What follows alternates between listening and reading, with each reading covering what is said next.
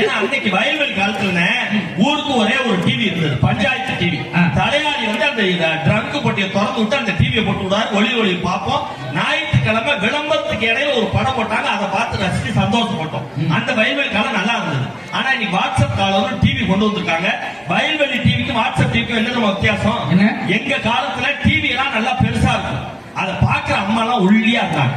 இந்த காலத்துல எல்லாம் எல்இடி டிவி, இந்த வாட்ஸ்அப் காலத்துல டிவி பூரா ஒல்லியாச்சு, அதை பாக்குற அம்மா பூரா அப்ப இந்த வாட்ஸ்அப் காலம் நல்ல காலம் சொல்ல முடியுமா? நான் கேட்கிறேன். உண்மையே விருதுநகர்ல டூலர் எப்படி ஓட்டி போவோம், மனைவி உட்கார வச்சு நம்ம உட்கார்ந்தா ஓட்டி போவோம். அவன் நின்றுகிட்டே ஓட்டி போறான். ஏன்னா அவனுக்கு இடத்துல பூரா அந்த அம்மா உட்காந்து வண்டி பொருள் மட்டும் பிடிக்க போடி விட்டு கொடுக்கறது. அதனால இப்படியா விட்டு கொடுக்கறது? அவன் வீட்டே கொடுத்துட்டு போயிட்டான். சத்தியமா அந்த மேடையில ஒரே ஒரு விஷயம் பெருமையோட சொல்றேன். ஏன் பொண்டாட்டி மாதிரி டிவி பார்க்க உலகத்துல ஆளே கிடையாது. நல்ல ஒரு கைத்தறல தாராளமா கொடுத்து வைக்க சொன்னீங்க. உங்க பொண்டாட்டி நாங்க எங்க கை தட்டணும்?